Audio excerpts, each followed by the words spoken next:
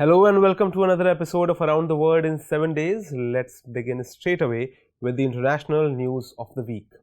Recently, the spokesperson of an Indian political party allegedly made derogatory remarks about Prophet Muhammad in a TV debate.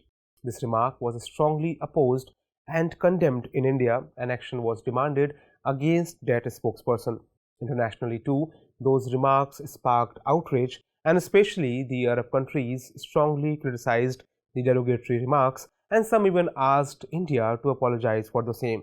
Several Arab countries started boycotting Indian products. Thereafter, taking cognizance of this issue, Indian Foreign Ministry issued an official statement and assured the world about India's commitment to communal harmony. Meanwhile, the accused spokesperson was suspended from her political party.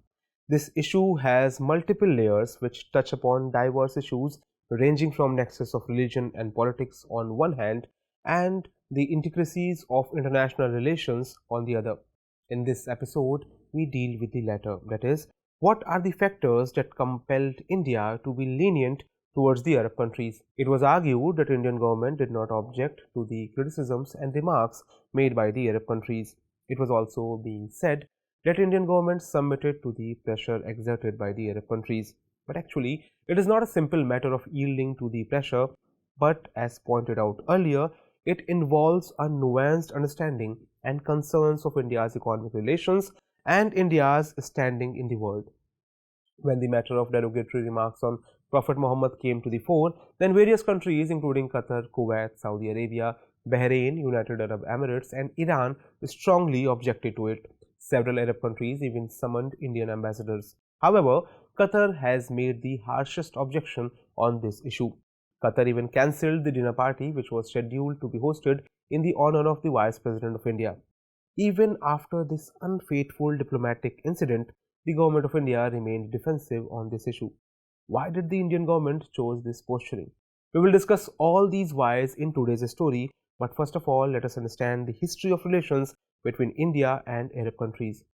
During the past 8 years, India's relations with Arab countries have improved tremendously after Mr. Narendra Modi became the Prime Minister of India. India managed to improve its relations with countries like Saudi Arabia, UAE, Qatar, Kuwait, and Bahrain. The friendship was further cemented by gestures made by many Arab countries. For example, in 2016, Saudi Arabia honored PM Modi with Abdul Aziz Al Saud, the highest honor of Saudi Arabia. The UAE awarded Prime Minister Modi its highest civilian honor, the Order of Zayed, in 2019. Bahrain had also honored PM Modi with the King Hamad Order of Renaissance in the same year. The Modi government has also strived hard to strengthen personal ties with the royal families of UAE, Qatar, and Saudi Arabia after coming to power. It should be noted that India's relations with the Arab world were not always friendly. Since the partition of India, the inclination of Arab countries has mostly been towards Pakistan. Moreover, the Arab countries always supported Pakistan on the Kashmir issue. Therefore, relations between India and Arab countries could never gain strength. It was only in the last 2 decades that relations between India and Arab countries started coming back on track. Formal relations were established between India and the Arab League in 2002. Arab League is that very organization that advocates unity among Arab countries. However, even when India established relations with the Arab League, this relationship was limited to oil imports and the Indian diaspora going to Arabia for work. Major progress in this direction was actually made after Mr. Modi assumed power. Under his leadership, India took initiatives to move closer to the Gulf countries. As a result, the relation between India and Arab countries have strengthened. But the question still remains that why India is courting Arab countries, or in other words, why India-Arab relations are given such primacy by our government. Actually, India does not want to spoil its relations with the Arab world for several reasons. It is an open secret that India is highly dependent on Arabia for its crude oil needs. India imports about 70% of its oil from Iran and Iraq as well as the other Gulf countries. India imports almost half of its imports of natural gas from Qatar. India imports 18% of its crude oil and 30% of its LPG needs from Saudi Arabia alone.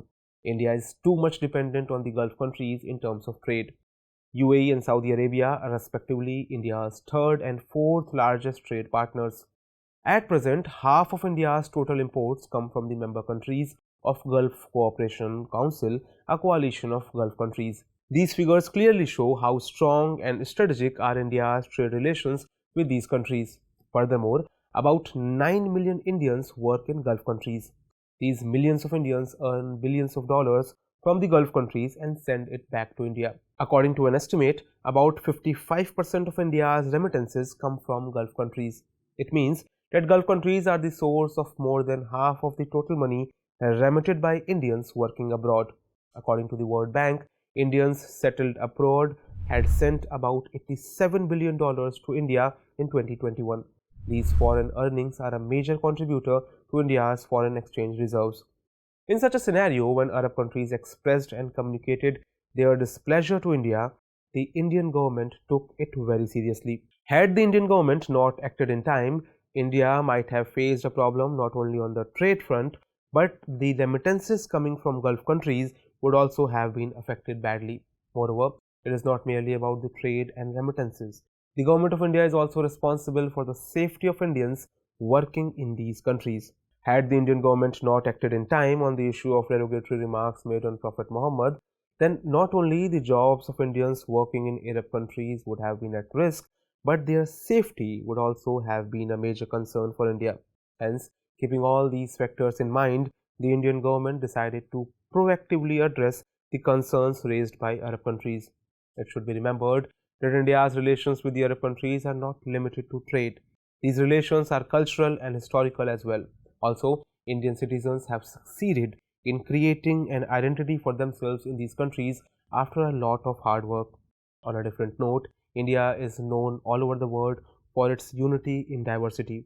India has built this civilizational reputation across the globe over centuries. So it should always be remembered that India's standing and credibility cannot be put at stake on account of irresponsible remarks made in the course of a political debate show on a random news channel. And to top it all, this episode is also a reminder that in this increasingly interconnected world, the polemics of domestic politics may have ramifications on the international relations of a country. Now, a question based on this bulletin to practice your answer writing on. So the question is, Arab countries play a cardinal role in strengthening the Indian economy. Evaluate. So that is all for this episode of Around the World in 7 days. Do provide your feedback in the comment section below. See you in next episode. Till then, stay tuned.